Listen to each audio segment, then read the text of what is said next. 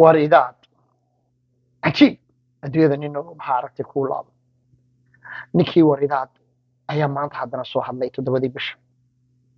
kulaha 2 sababood baan beentan u sheegay waan xiraamay marka qaranka Soomaaliland iyo dawladda doonayay lacag deyn oo lagu leeyahay in laga soo bixiyo waxaan ka week wuxuu anu waan la hadlay niman ay isku family-yiin maadaama aan uga aqoon badnaa wadanka maadaama aan aqaano looyarada maadaama aan aqaano sharciyada maadaama aan meel walba oo de wadankay walaadba caasimada Stockholm aan deganaan alla igu waxay igu kaliftay 3 looyar inaan la hadlo waa arintiisaan kala hadlo oo yiraahdeen waa easy waa programkan idin soo bandhigay ee aan lahaa waa inuu yiraahdo waxay geysay duruufta waxay geysay caanimo ma jeclaynin afkayga ay dad ku dhintaan dadkiina waan raali galiyay ciyaal baan haystaa haleysaan caanimo in lahaa waa inaad samayso sabab iskamaan oran looyarada la tashaday sharcigana waan aqaanaa waxay igu kaliftay been idin sheegi maayo safiirka dhan ee Soomaalida xataa Sweden inaan la hadlo oo saaxiibanahay oo ballanqaad wanaagsan ka haystay ninka loo dagaalamo iyo qosoliyada waxay igu kaliftay inaan Soomaali badan oo macallimiin ahaa oo nooc walba Soomaali kale aan la hadlo waliba dad aan aqaano oo wada waxaan ku yiri mutacallimiina oo nin waliba meel sare haysto oo ah dadka Sweden u soo fariisato inaan la hadlo ninka dartii anigoo laakiin aan isfaaninayn magacna ku raadinayn laakiin u galayay liwajh Allah ila anu liida minkum jasaan wala shakuran maadaama sabab xulay macallin jaamacahay waxaan aad ugu mahadnaqayaa dhalinyarada reer Stockholm geesiyada ah ila shaqeeyay idinma magacaabayo ilaahu aan idin cuninoo leedin cawri ninkaasi aan sidaa ugu dadaalayay ifku aniga igu nacay wuxuu yiraahdaa bariyo culusta ayaa taageerta jaamac hawiye ayaa lagu oran jiray markaan Stockholm joogtay waan ku naqaanay waligaaba makhaayadaha faqashtuun baad fariisan jirtay markaa iyo wala weynta de gabigaagu waa de urayaad ahayd wiicay waninka bal ninkaas daa ii caayay ee wada hadalay ee caayay ayaan haddana anigu wanaagiisa ka shaqeynay laana Allah wuxuu leeyahay hal jasaa wal ihsaan ila ihsaan waxaan agsan markaa samayso ilaahay baa meel kale adigana ka buura gareynay hal kurba hadaad qof ka saarto kun kurbo oo leedahay ilaahay ka saaray waxaan idin sheegayaa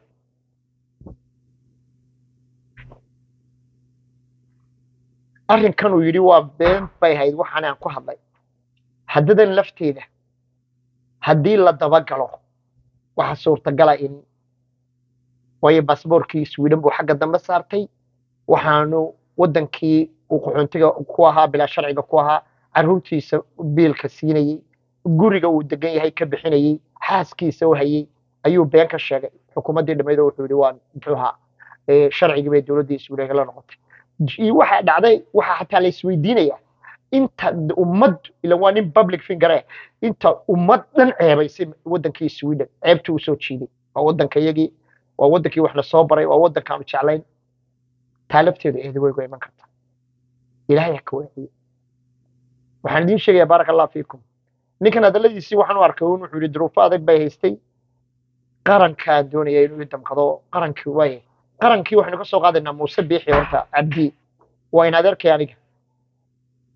kuwash ay sharciyadu shuuxayaan ee wada dhaawaca baan ku ee dhaawacoodii la sacanood lagu daweynay 400 nina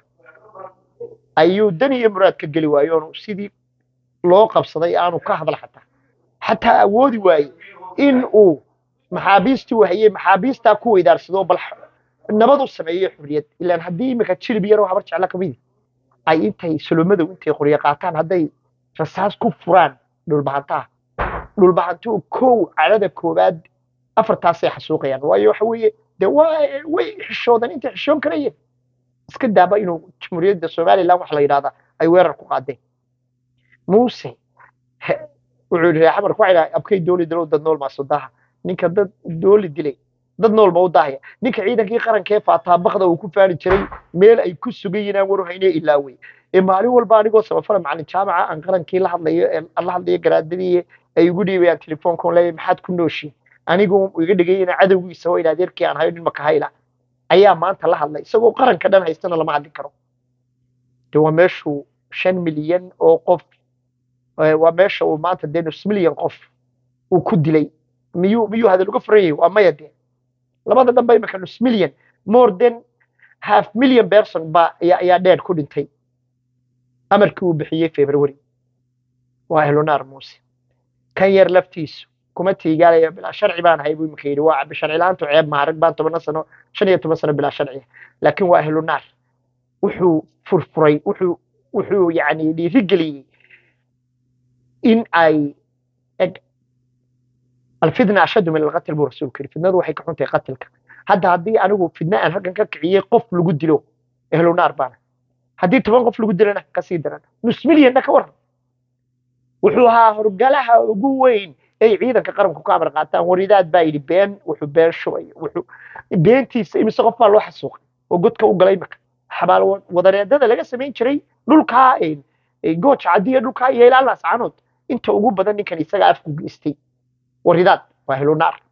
سيدا موسى بيحب أهل نار وياي وريداتنا وأهل نار عيدا كقرنكو وأنما الله دري $60 قادنا يدبك للجري كواسانو قدام بماله ويدبهم بالجري دينيك الشرب بما يعرضي سيو كوبيليه بل سيديتا كان صور دعسو ماشا وقال أيانا نقول ماليني أيني ساعتين لكن دي waxa alla wixii meesha ka qayb galay ama ciidan qaran noqo ama golo guurti noqo ama baarlamaan noqo ama waxa alla wixii dhiiri galiyay waa wada ahlu naar weey markii aan la hadlay shalayto af buuxa wuxuu igu yiri Saudiga adigu huwanta soo taageeraya Saudiga adigu xaar hawiye ahaan jiray jaamac hawiye miyaan ugu jirin Saudiga iimankana jaamac daaroodna halkan waa lagu oran jiray jaamac hawiye jaamac Soomaal magacyadii baan eeday way caay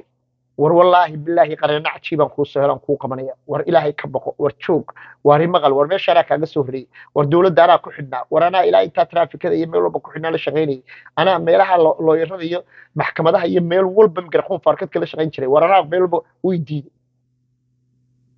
waana igu xanaan marna qolbaan daahir cali soo qabtay ku wada jireeno markuu qolkii aan saa soo qabsaday buu qayli ayay tuura ninka iga soo qabanina ninka iga tuura kuwii meesha joogay mala yacniga ahayo isaaqo badnaana ardaahiro ninka laga tuur daahiro markuu laygu wada qayliyay buu daahirkan ay tuura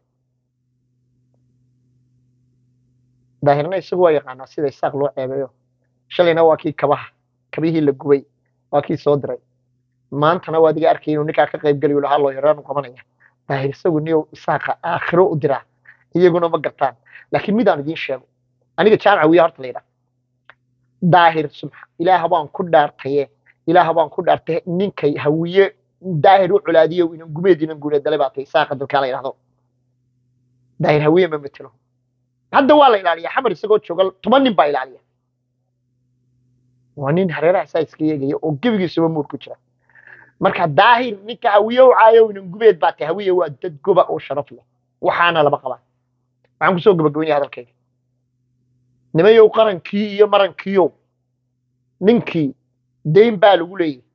u cumaamada aniguna diyaar baan ahay wixii aan bixinay waan bixinayaa u cumaamada inkastoo Elunar iyo waxa siiyo lagu gubanayo ha yeeshee u cumaamada dadkiinii qarankiyo lacag ururiyo inankan deynta lagu leeyahay ka bixiya ilaahay Sweden ka badbaadiyo dambiga uu ka galay waayo waa nin public figure warkiisu meel fog buu gaaray Sweden aad buu ceebay ilaahay waxaan ka baryaynaa axmaq kaga soo noqon ta kale waa jaahile aruntiisa uu soo dhigay baraha bulshada ha ka daayay sawirkooda la qaadanaya intaas way iga talo wanimayo bilaadan baan ahay ilaahu Soomaali barake ninka Soomaalinimadu u urtay Soomaalinimo ka xaraaqayo qurbaha markaad joogto ugu waxba ma tiidin Soomaalinimo ka shaqeysa ya bayt al sanduuq khabarak fi suuq adbaan islaamaya si shar gareeya